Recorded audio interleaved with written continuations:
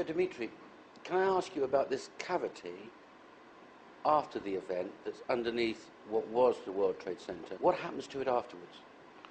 As you can expect, at first the cavities were filled with some liquid hot material, which resulted partly from the melted material, so from cooling down of the gaseous materials. And these extremely hot liquid materials will just retain some temperature for about a year, and eventually they will cool down and set as a solid matter. Which explains the molten steel that was found 3 months afterwards. Yes, 4 months. because the 150 kiloton will produce a lot of energy, so it will be like a pot with a hot matter, which it takes some time to cool down. Can you imagine the 100 meters deep cavity filled with this kind of thing? It may take a year to eventually cool down. Out still on the rubble, it's still, I believe, 1100 degrees. The guy's boots just melt within a few hours. But here we are, 8 years on. Do I take it that it's been filled with some material? Yes, definitely, because they have to fill it with something which first of all will prevent the radioactivity injuring the people on the surface, and secondly they have to fill it anyways because they can't afford to keep the cavity in the middle of the city because it might cause collapse of some construction. It's dangerous, so they have to fix it anyways. So what would they fill it with? Concrete maybe? I don't know, probably. Maybe concrete mixed with something which will absorb the radioactivity. But I don't know, honestly. Okay, let me ask you this question.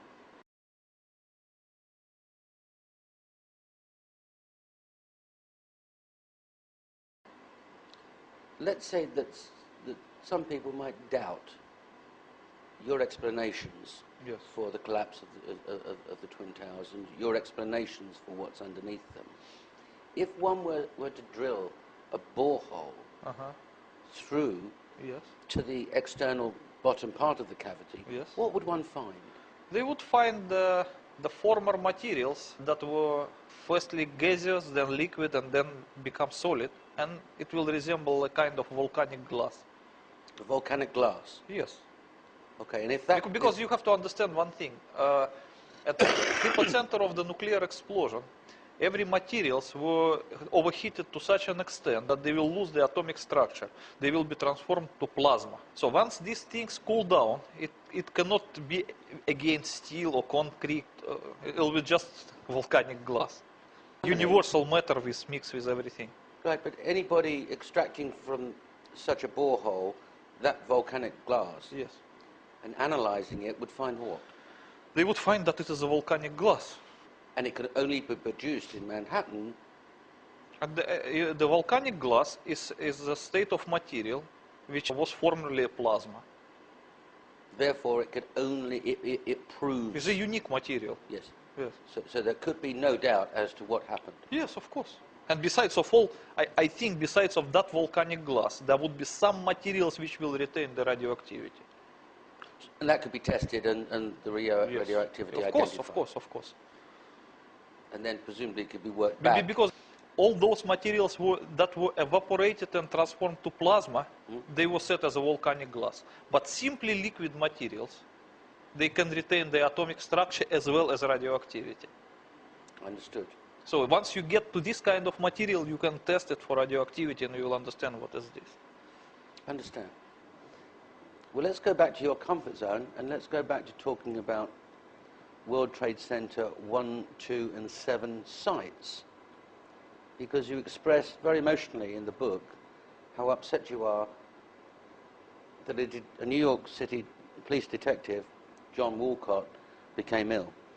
You know, many friends of mine suggested that I should write this book a few years ago, but I was hesitating. It doesn't mean that I did not want to say the truth to the public, because whatever I knew about the September 11 and its perpetrators, I honestly reported to the American FBI, and they knew it long before I wrote this book. But they didn't take any action based on my information. They did not even try to arrest the real perpetrators. And eventually, when I found, it was accident. I just found the story of John Walcott somewhere in the internet.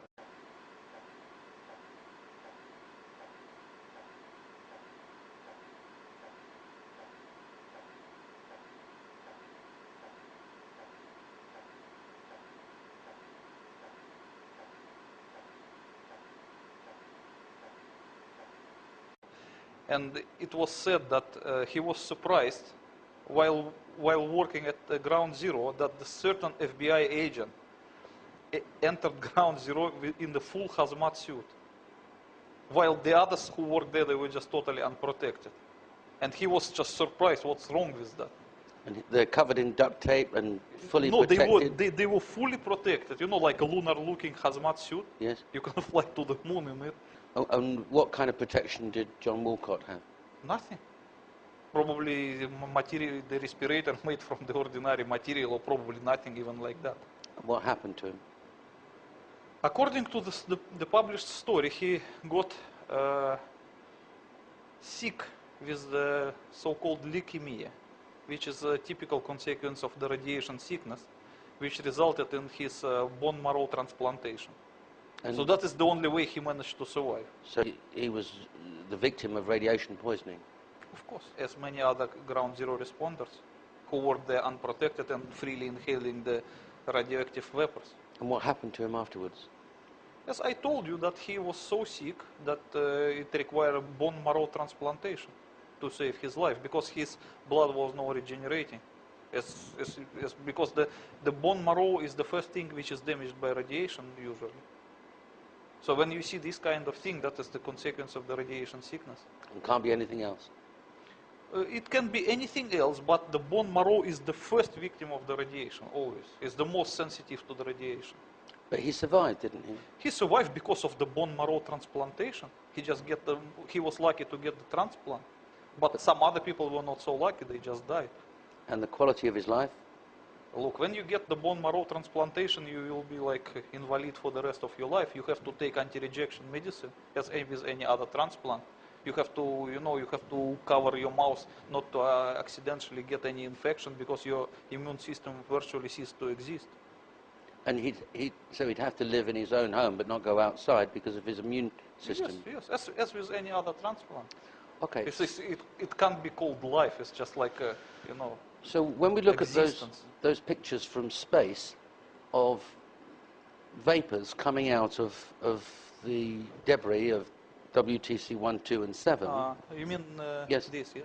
Yeah. Yes. Ground Zero workers were inhaling those vapors. Yes.